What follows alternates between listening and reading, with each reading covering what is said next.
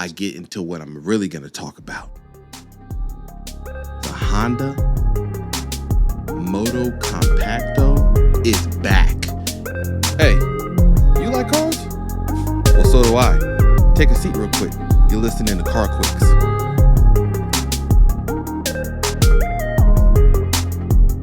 Oh yeah, back. You know what time this is. It's CarQuicks, the podcast. I know I'm late, but for all people wondering like why sometimes these podcasts be a little bit late is because I have another channel where I do other car stuff on YouTube. So if you haven't found that channel, go find it, because that's why I be late sometimes. But we're here now, episode 29, CarQuicks. Getting straight to it. I don't really know if there's that much. I always say that. There's something to talk about today. I do have an opinion on something. Let me get this microphone kind of situated, kind of straight, because it's kind of loosey-goosey right now. I don't like that. So there is some stuff to talk about. Not like big car reveals, but there is something very important that's come up that I've talked about a number of times. I've said it countless times about what is going to happen in the future, what to be prepared for, and honestly, what we're getting shown. We're getting shown things that are clear indications of where we're going. So we're just going to jump right into like some more of the fun news, things like that, before I jump into the more ranty part of it. And not really a rant. This is kind of like a PSA, a very important aspect of what I think is important, especially when it comes to consumer products, when it comes to the things that we buy, when it comes to the things that we assume are protecting things that are important to us, right? So right off the top, as far as new car stuff, Toyota released basically a rival to the Rolls-Royce Cullinan. They released a Toyota Century SUV, and listen, it's basically the cheap man's Cullinan. I mean, you can see it on the screen. You can see it. It's boxy. It pretty much, they saw the Cullinan and they literally said, hey, we're going to throw our little Century touch on it. But guess what? In the realm of reliability and cheap to own, or cheaper to own, I mean, you're not really competing with Toyota on that front. I mean, it runs the same hybrid system that's inside of a Lexus GX. Now, as far as the price goes, this is a $170,000 SUV. No, it's not coming to the U.S. Matter of fact, I have seen some comments talking about, when can we get the Century to the U.S.? Listen, we're just going to disrespect it. Let me be clear here. They bring a $170,000 Toyota SUV to the United States of America. We're just going to disrespect it. Ain't nobody going to... We barely can handle the Toyota Siennas and Corolla drivers in the Toyota dealerships. They're not made for people that spend upwards of $200,000 on cars. They're going to come in there and see the crying babies and sticky floors and be like, yo, where's the luxury lounge? Where's the cappuccino maker? Where's the free hors d'oeuvres? What other accoutrements you got for my luxury lifestyle? They're going to bust up in there and be next to the dude in the Camry who keeps denying services on his car. Like, it's not made. We are not set up for true Toyota Century ownership. It's just not made like that. I'm not saying they couldn't do it. They probably could announce this and say, we're only going to release this in the following markets: Manhattan, LA, Atlanta, Miami. I don't even know if they could do it in any other place and just say, we're going to make 4 specialized dealerships that only deal with the Century. And for the few souls that want to come in there and get something that's just as luxurious as a Rolls-Royce Cullinan to a degree, but much cheaper, more reliable. Some of the options they have are pretty nuts. So Toyota revealed this and said that there is a customization option for the SUV, and not just paint, leather, wood. They have a sliding door option on the rear doors, which looks, look at the picture. This looks crazy. It may not be as efficient as the normal doors that open up very wide, but I mean, as far as like showing up to an event or to a dinner and it being more like an event when you open the doors, I mean, listen, sliding doors as a minivan owner, let me tell you something. Nothing is competing with the sliding door. You don't got to touch nothing. You can pull up next to tight space and still get out the car. Listen, sliding doors are still one of the greatest inventions, okay? One of the greatest.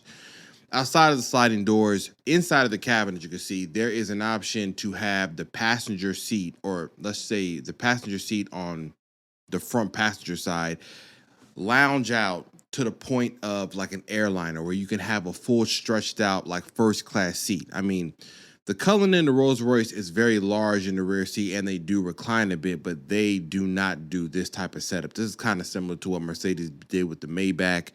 And so with this car, this SUV, you now have that option there.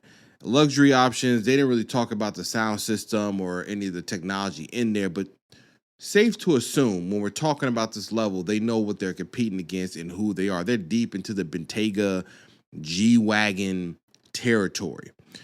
Another crazy option is that they showed a convertible version, similar to what they did with, there was a Maybach G-Wagon that was a convertible one that was extremely rare. Only a few of them are made. And they showed a convertible version of this SUV that looked the same. Listen, to me, this looks absolutely fire. It definitely looks like something that is literally geared towards a Japanese market. They stand by their Toyota brand, like hands 10 toes down. They're on Toyota. So this, like I said, they're not bringing this to this U.S. market. We're just going to disrespect it. Like, honestly, folks are going to be up there like, who paying $170 for a Yoda? Like, that's all you're going to hear. They're not going to like it. But as far as delivering what Century does, if you know the history of the Century model and who it was geared towards, which was more the executives that were in Japan that had the means to buy these cars, the Century was created so it's not as ostentatious as a Bentley or maybe a Mercedes or maybe a Rolls-Royce, because those cars are in your face, not in your face in a manner that isn't attractive, but more so when you see the Rolls-Royce front grille, you know what time it is. Like, you're not going to look at that and say, oh, what kind of car is that? Oh, it's a little regular, just Phantom. No, it makes a presence. So to not show how far ahead they might be of the other society, Century was created in a way that could be understated but still luxurious. That's why some of the old Century cars had like really high quality wool cloth interiors, the same level of luxury, but it blended in. I kind of like that aspect of it because it more so speaks to somebody understanding what they like and taste as opposed to saying, I want you to see what I have. The other cars are about the presence of what they look, and that's a big factor too. I'm not saying there's anything wrong with that, but that's why Century was made. So Toyota showed off the SUV, which is the first time they've done a new model of the Century since it's been like a century. I don't know. It's been a long time. They don't just do new Century models. So this was a big deal in the news. Alongside the Century, NISMO Z. Oh my, yo. I said when they showed this car without a manual that they were just going to gear up for this thing to be, I don't want to say a failure. I don't want to say it's not going to sell. It's probably going to sell.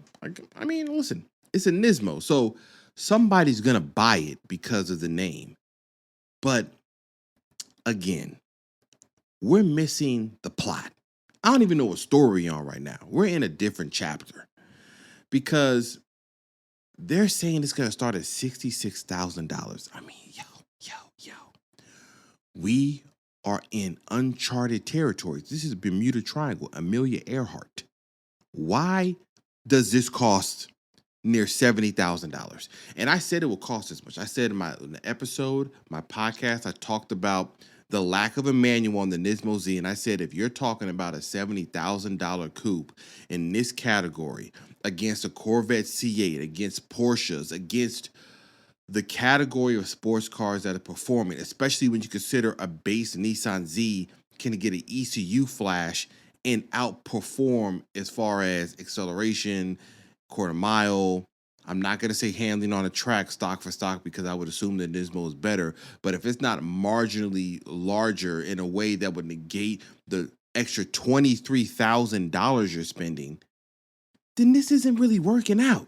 I mean, this is really just a name to say, I have this car. The market for this are the people definitely who are like, I want the best of the best, but I'm not touching it. I'm just gonna buy a NISMO and I'm gonna say I have a NISMO. I'm done here. There is a market for that, but I think the lack of a manual is an issue.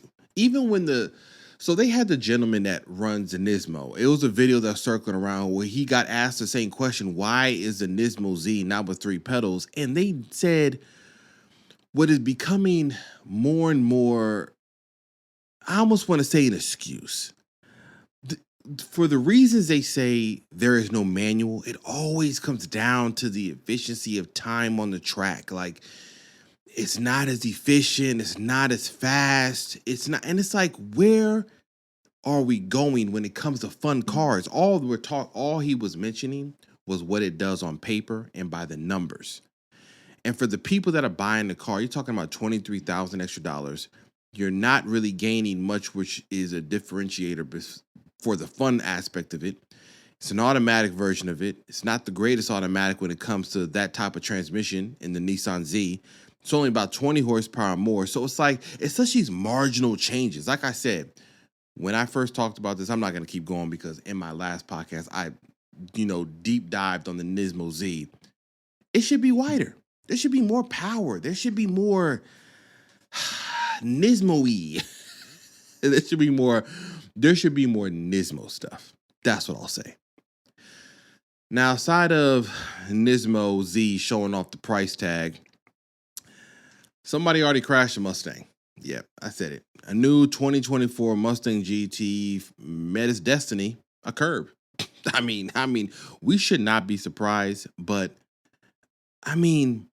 this car really be getting away from folks. And I'm not saying I'm master of the wheel, master of, all things involving cars, but the way these people are crashing this car is crazy. So I'm sure if you go on Copart, give it about 6 months and we're going to see a few of these popping up. I know you've seen it at the Cars and Coffee. You've seen it at the local takeovers. You've seen it at the local car meets. Listen, somebody's going to come busting out the driveway, wanting to stunt.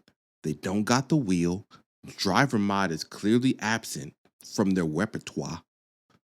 And they're going to find themselves face to face with concrete. And that's just going to be what it's going to be. So if you're looking for a part out, I'm sure it's somewhere around there. You can go find one. Probably the best way to get one of these is when they crash and get it for a salvage title, maybe. Fix it up. Get it for the low-ski, woe-ski.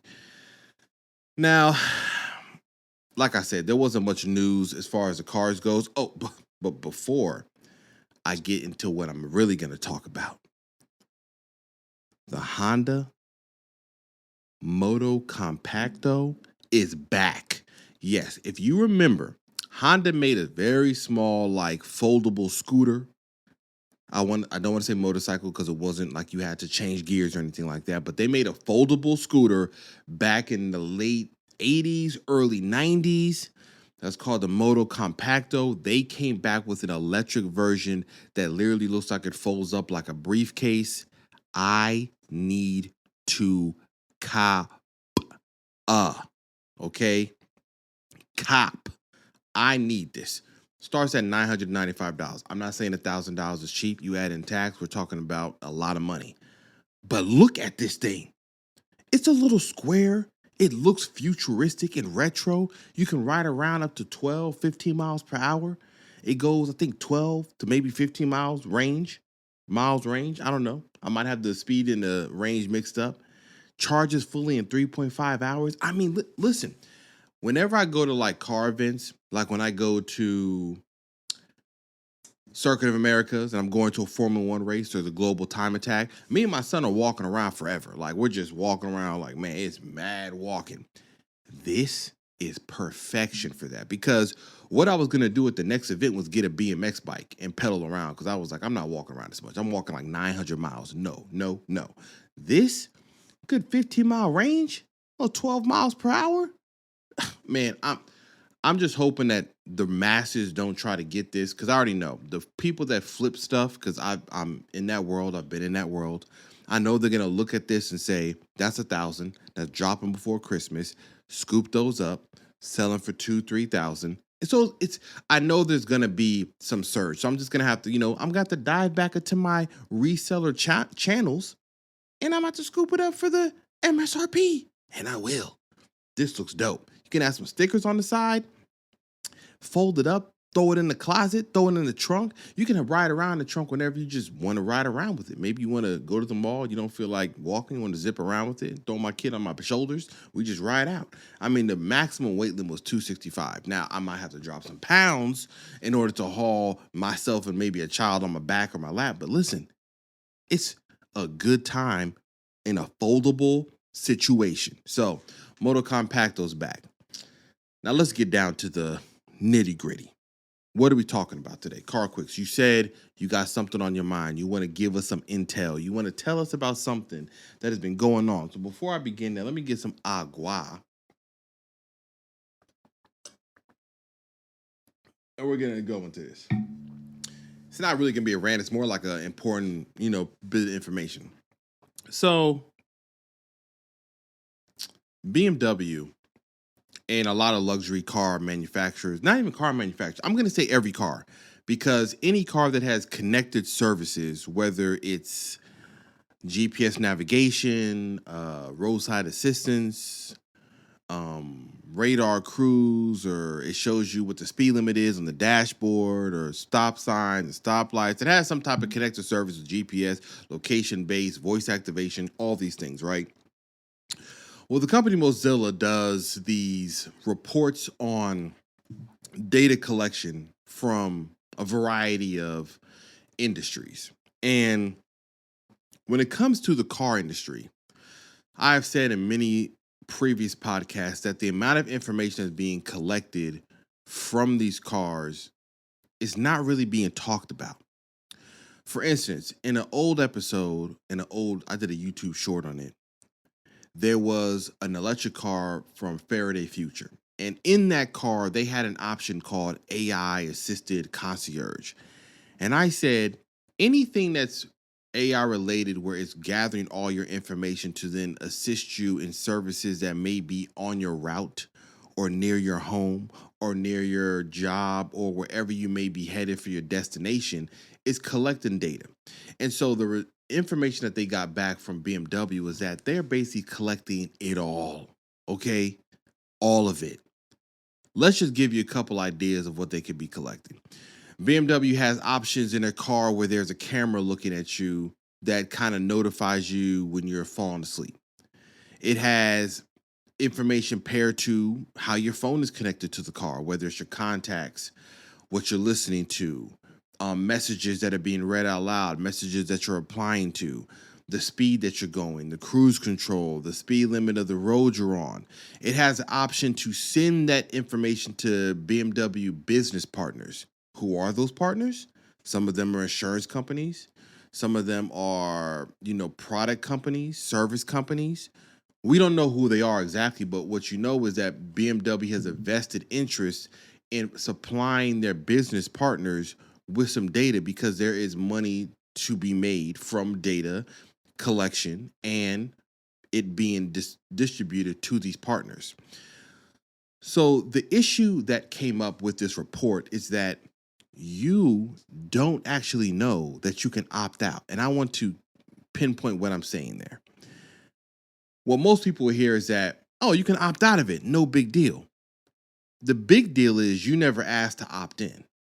And so think about this. When anybody's buying these cars, how often do you think that somebody sits a buyer down, whether it's at Toyota, BMW, Ford, and says, let's discuss how much data is being transferred from your profile that we put in the infotainment system and your phone and all your contacts to the parent company and their business partners? Because one of the things they like to do at dealerships is like a delivery aspect. If you're at a good dealership, there's probably like a vehicle specialist or delivery specialist where we're going to sit down with you. It might be the salesperson, it might be somebody separate. We're going to sit down with you. We're going to review the car. We're going to connect the app. We're going to connect your services. We're going to put your contacts in. We're going to put your destination. We're going to put your home address.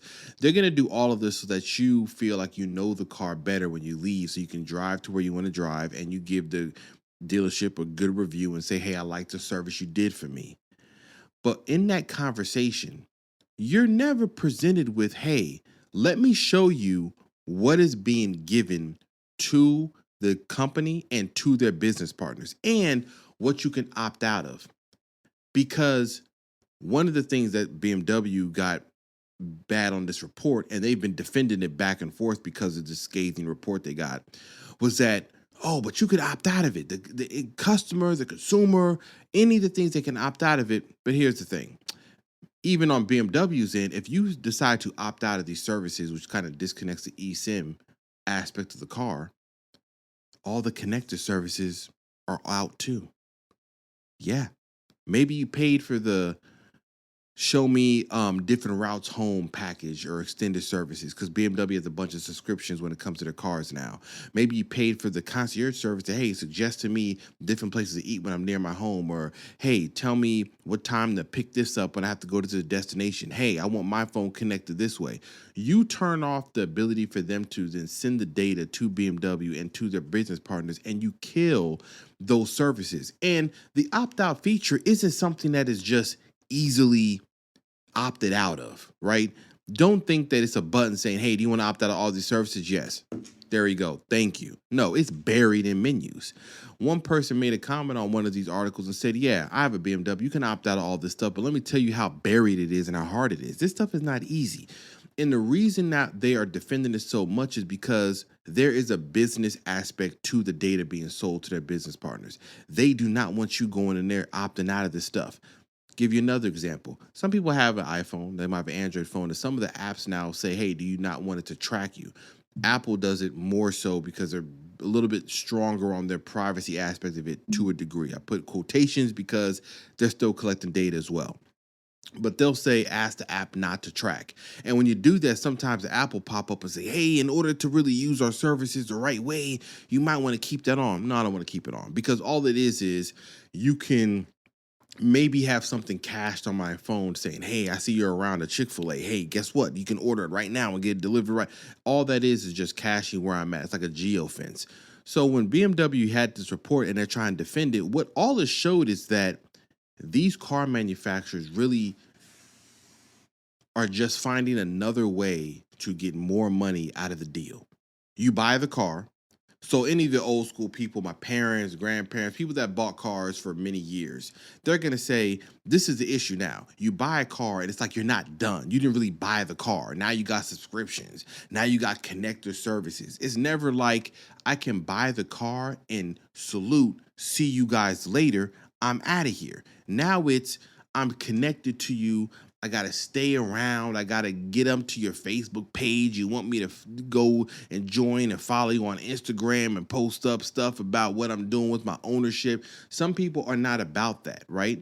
Some people aren't content creators like myself. They're not trying to have a digital footprint of their ownership of a car. They want to buy it and get out of Dodge. I don't want to see y'all no more. So this proves what I've said before. The manufacturers are not going to talk about this. You're not going to go buy a Ford. You're not going to buy a Dodge. You're not going to buy a Hyundai. You're not going to buy a Kia. And they're going to sit down and say, hey, let me talk to you about what's being sent to our dealership or our, the mothership when it comes to your data. Because one, you may kill a sale for a lot of people. A lot of people might hear you say that again. You want me to do what? Well, when you give me your email address and your phone number, it sends that to there. Oh, when you opt in for this service, it just tracks how fast you're going. And we do have some insurance company business partners. We are walking our way to the point where they're going to catch you going over the speed limit. They may have come back and you try to renew your insurance. They're like, hey, we noticed that you have consistently been driving 75 and a 65 for the past few years. You look like a high risk. Let's go ahead and raise that insurance premium for you. That is where we're going. Because if there is money to be made from BMW selling it to a business partner, the business partner has money to be made when it comes to what information they have. Oh, you're speeding? I can raise your insurance rate. Can't do nothing without the car without insurance. So you're going to pay the extra rate, even if it's incremental. Maybe it's $20 extra. We'll just say rates have changed. We're adding another $30. Do that across 10,000 drivers. We kind of increased our bottom line. BMW says, I want to see where you're driving, where you're going, what you're buying, what you're getting into. Yeah, I got a camera pointing at your face. I can show how many times you might have dozed off. Maybe you look kind of distracted.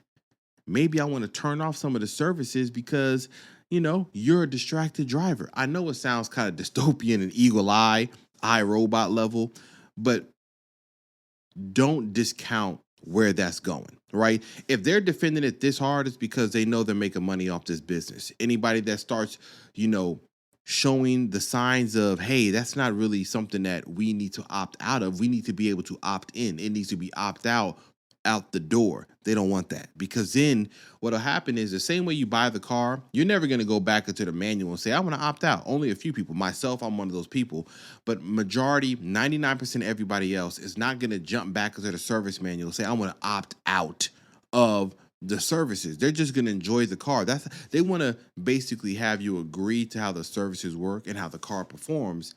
You're never opting out of it then. They got you. They got us.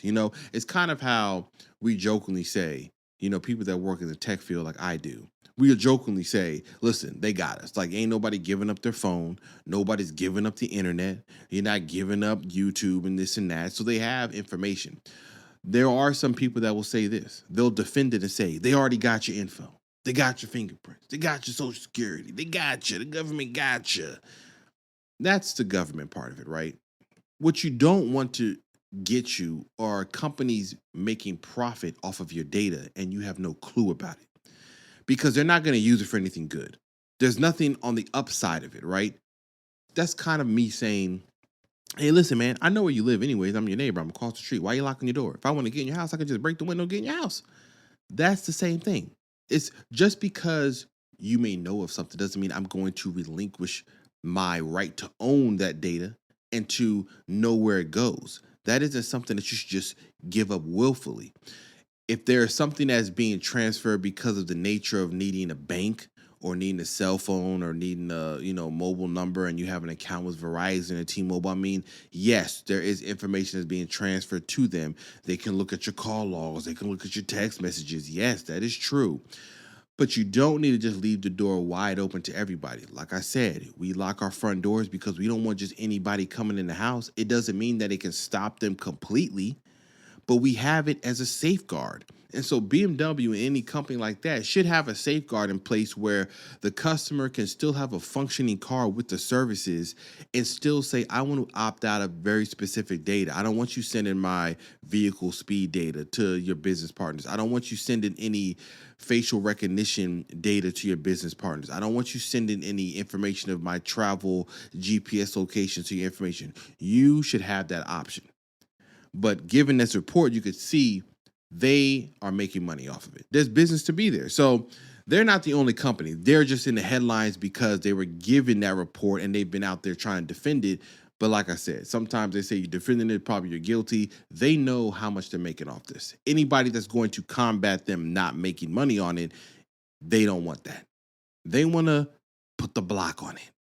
Now, another thing BMW's on, and this is, again, something else that I talked about before. I said it again. I've jokingly had videos and shorts on it. I said, listen, we're the last one standing, last man standing, okay?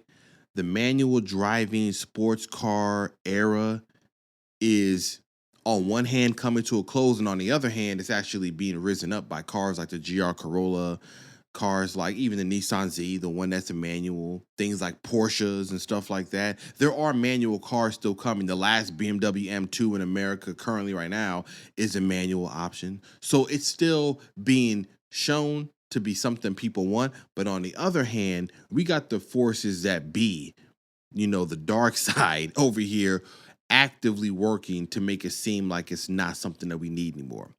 So the BMW M CEO, the one that's over the M division. And listen, if he's in charge, I mean, you already know where you're going. But let me give you a quote that he said.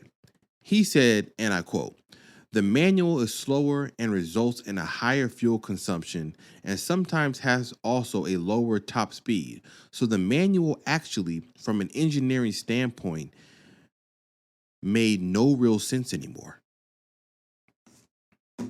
From the horse's mouth.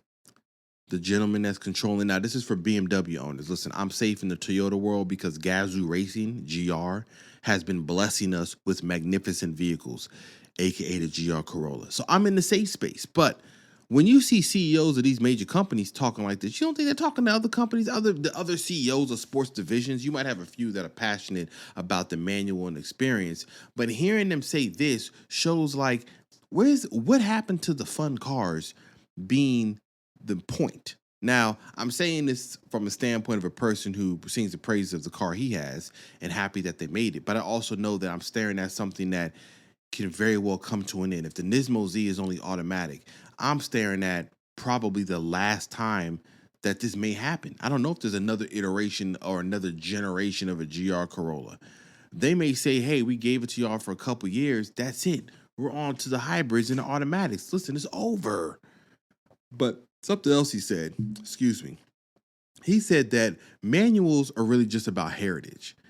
And he said, the only reason why manuals are really offered or people like to buy manuals is to say that they can ride the beast. Now, here's what I have to say about this, right? I think this guy is completely out of touch with the realities of why people like manual cars and sports cars. I'm not saying he doesn't know how to engineer a sports car in the aspect of numbers, but that's what I said when I was talking about the NISMO Z in this podcast. We are getting too caught up in numbers and no longer about the experience of the drive or driving. Electric cars are part of that reason too. You'll see an electric car come out. It'll be an SUV like the Lotus one. It'll be, it's 900 horsepower, 0 to 60 in 2.87 seconds. Top speed 197, 60 to 2024 in 3 seconds, like somebody did in the Tesla Plaid the other day. And that's all people see. High speed numbers, 0 to 60 numbers, top speed number, none of which matters for the drive outside of an on-ramp, or if you just want to speed your way everywhere and risk an accident or risk getting a speeding ticket all the time. None of it speaks to the drive. I had a Honda S2000. It's not the fastest car at all. My GR Corolla is much faster than it. Many cars are. But you will be hard-pressed to find another roadster sports car experience like that. Open road, back switchbacks, twisties, the way the engine redlined to 8,000 or 9,000, depending on what version of the S2000 you had. The way the 6-speed manual felt, one of the best shifting transmissions I ever felt. Worlds higher than what's in the GR Corolla, even though I love how that one feels. That was about the experience. It wasn't about the speed. I mean, I had that car. A minivan could blow my doors off at a red light if I wasn't paying attention. So it wasn't like it was a, high speed horsepower, drag racer. It was about the driving experience. That's why people like Mazda Miatas, right? They're not the fastest thing in the world. It's about the experience. The GR86 is about that.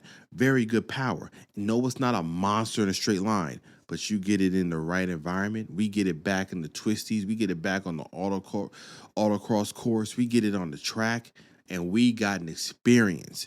And so when BMW M CEO is talking about the only reason why people want manuals is to ride the beast, it's like, what are we actually talking about?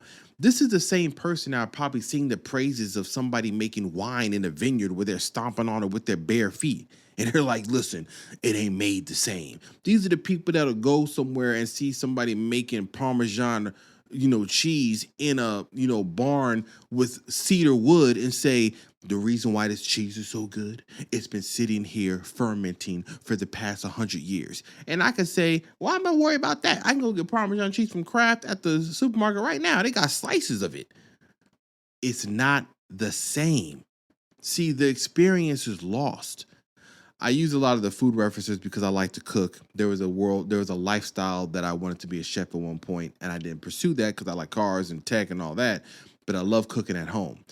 And when you're cooking certain things, I can always throw it in the microwave. You could cook a steak in the microwave. It will never taste as good as my reverse sear or me using a butter bath as in searing it on a grill. And not even close. Yes, it's cooked. It tastes like trash. It's not a good experience. So when people talk about cars in this way, I think they remove the idea of the experience. What happened to the experience being as important as the drive itself. See, most of the times it's an idea of like, how fast do you want the car to be? How fast do you want it to go around the track? And every time is not how we're doing it. We don't always want to know how fast we're going around the track. Sometimes I don't care. I don't care. Like, I'm not trying to be, top gear and see what the Stig can do. That's not my MO. Sometimes it's just to have fun. And so the fun aspect of it and the experience cannot be quantified by the numbers that are on a piece of paper. And so if you're thinking of a manual as an inefficient tool to your numbers, then yes, it's a bad option. But if you separate yourself from the numbers of chasing down the lowest track time, and track times are by skilled drivers on very good tracks. 0 to 60 times are by skilled drivers or ones that are almost abusing the car on a prepared surface to get the lowest number for the headlines. But the everyday driver isn't about to beat on their car in a way to get the best 0 to 60 time. They may not go to the track that often because they may not have the means to tear up tires, tear up brakes, risk the fact that they could crash the car if they're trying to get the lowest top speed, the lowest time. So those numbers don't matter. Some people don't have access to the Autobahn. The top speed of it may not matter. I'm only ever maybe touching 100 miles an hour in the environment I live. But maybe that experience up to that speed is more important to me. So hearing that people only want to ride the beast or it's inefficient, it takes away from the experience. We have sailboats. People like being on the open water. You can get a yacht. I can get a speedboat. I can more efficiently get from this coast to that coast better than you sailing. But the people that sail say it's not about how fast I'm getting there. It's about feeling the wind, having it, manipulate where I'm going in the sails, feeling the power of, nature, the ocean, the wind, and being able to control it in a way where I know what direction I'm going. And the same thing happens with the manual transmission. We're not trying to be the fastest thing out there. There might have been a time where the very slow transmission, the manual, was the best option. It's about controlling the power. And using his phrase, riding the beast. Feeling the car change gears underneath you.